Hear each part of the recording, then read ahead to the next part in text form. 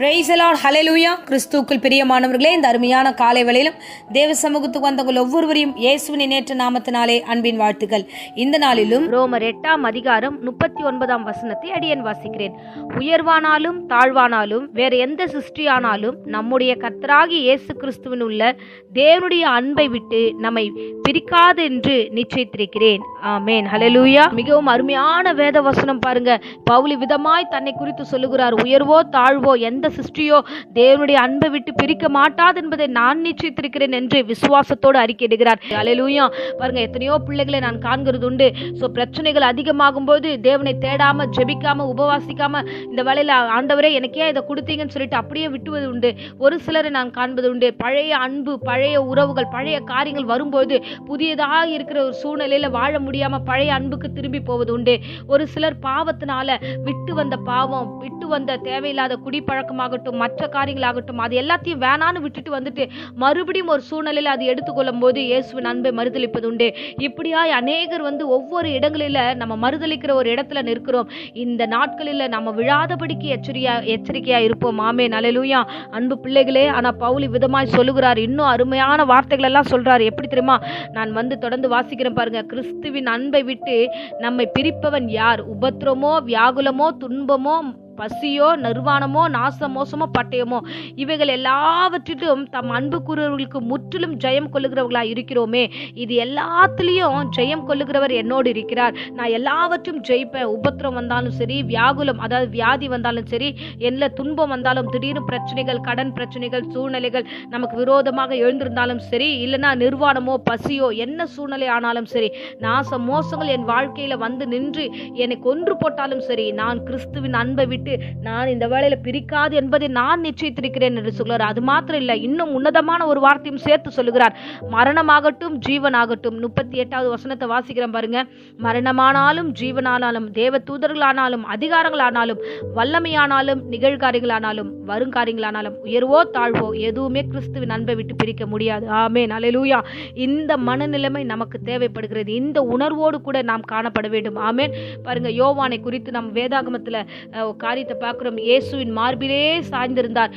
இயேசு கிறிஸ்து மரித்து 3ஆம் நாள் உயிரோடு மேலே எடுத்துக்கொள்ளப்பட்டதுக்கு அப்புறம் ஒவ்வொரு சீஷர்களும் பிரச்சனைகளை அனுபவித்தார்கள், உபத்திரங்களை அனுபவித்தார்கள். ஒவ்வொரு விதத்துல அவர்கள் துன்பங்களை பட்டார்கள். யோவானை குறித்து பார்க்கும்போது, யோவானை எத்தனையோ முறை அந்த ரோமர்கள் கொடுமைப்படுத்தின பொழுதும் அவர் எந்த சூழ்நிலையிலும் அன்பை விட்டு அவரை பிரிக்க முடியாது என்பதை அவர் காண்பித்துக் கொண்டே இருந்தார். இந்த ஒரு காலகட்டத்தில் தான் அவர் என்ன பண்ணாங்கன்னா, பத்மு தீவில் எடுத்துட்டு போய் யாருமே இல்லாத ஒரு தீவில் அங்கே போடுகிறார்கள். அங்கும் யாருமே இல்லை. அந்த தனிமையாக்கப்பட்ட ஒரு சூழ்நிலையிலும் கிறிஸ்துவுக்காக வைராக்கியமா இருந்து அந்த சூழ்நிலை வெளிப்படுத்தும் விசேஷத்தை அவர் எழுதினார். பாருங்க, எவ்வளவு அருமையான ஒரு தேவ பக்தர்கள் எல்லாம் இந்த காலகட்டங்களில் வாழ்ந்திருக்கிறார்கள். நாமும் விசுவாசத்துல உறுதியா இருப்போம். பவுல் சொல்லுகிறார், எது வந்தாலும் கிறிஸ்துவின் அன்பை பிரிக்க மாட்டாது என்றார். யோவானை பார்க்கிறோம், தனிமையாக்கப்பட்டு ஒரு தீவில தனியா இருக்கும்போது கூட அவர் ஊழியம் செய்தார். அநேக சபைகளுக்கு ஒரு வெளிப்பாடுகளை அவர் கொடுத்துட்டு போனார். இவ்விதமாகவே கிறிஸ்துவுக்குள்ள நாம் நிலைத்திருந்தோம் என்றால் பிழைத்திருப்போம். நாம் நிலைக்கிறது தான் ரொம்ப முக்கியம். எந்த பிரச்சனை ஆனாலும், எந்த சூழ்நிலை ஆனாலும் எதுவுமே அன்பை விட்டு பிரிக்க கூடாது. கிறிஸ்துவின் அன்பை விட்டு பிரிந்து போக கூடாது. நம்ம நிலைத்திருந்தோம் என்றால் அந்த பிரச்சனைகள் இருந்து ஈஸியா வெளியே வரலாம். ஆனா நம்ம தேவனை விட்டு விட்டோம்னா கண்டிப்பா அந்த பிரச்சனைகள் நம்ம விழுந்து போகும். கடன் பிரச்சனையோ, வியாதியோ, மரணமோ, பலவீனமோ எல்லாவற்றும் விழுந்து போவோம். கிறிஸ்துவை பற்றி கொள்ளுங்க, உறுதியாய் பற்றி கொள்ளுங்க. பவுல் சொன்னது போல, உயர்வோ தாழ்வோ எந்த சிருஷ்டியோ கிறிஸ்துவின் அன்பை விட்டு பிரிக்காது என்பதை நான் நிச்சயித்திருக்கிறேன் என்ற அந்த வார்த்தையை சொல்லுகிற பிள்ளைகளாய் மாறுவோம். உபத்திரங்களுக்கு மத்தியில இந்த வேளையில நீங்கள் எந்த பிரச்சனைகள் இருந்தாலும் சரி, இந்த இடத்துல ஆண்டவரே உம்மை மறுதலிக்க மாட்டேன் ஆண்டவரே, நான் உறுதியாய் உம்மை பற்றி கொண்டிருப்பேன் என்று உறுதியாய் இருங்க. கர்த்தர் உங்களோடு இருந்து பெரிய காரியங்களை செய்வார். பாருங்க, எவர்களை அழைத்தாரோ அவர்களை ஆண்டவர் மகிமைப்படுத்துகிற தெய்வமா இருக்கிறார் என்பதை நீங்கள் மறந்துடாதீங்க. அவர்களை அழைத்தவர், முன்குறித்தவர், அழைத்தவர், நீதிமானாய் மாற்றினது மாத்திரமல்ல, மகிமைப்படுத்தவும் வல்லவராய் இருக்கிறார். நிச்சயமாகவே அவரை பற்றி கொள்ளுங்க. தேவன் உங்களை மகிமைப்படுத்தி வழி நடத்துவார். ஆமென். இப்போதும் அடியேன் உங்களுக்காக ஜெபிக்கிறேன். அன்பு ரட்சகா, இந்த அருமையான வேலைக்காக நன்றியோடு ஸ்தோத்திரம் பண்ணுகிறோம்.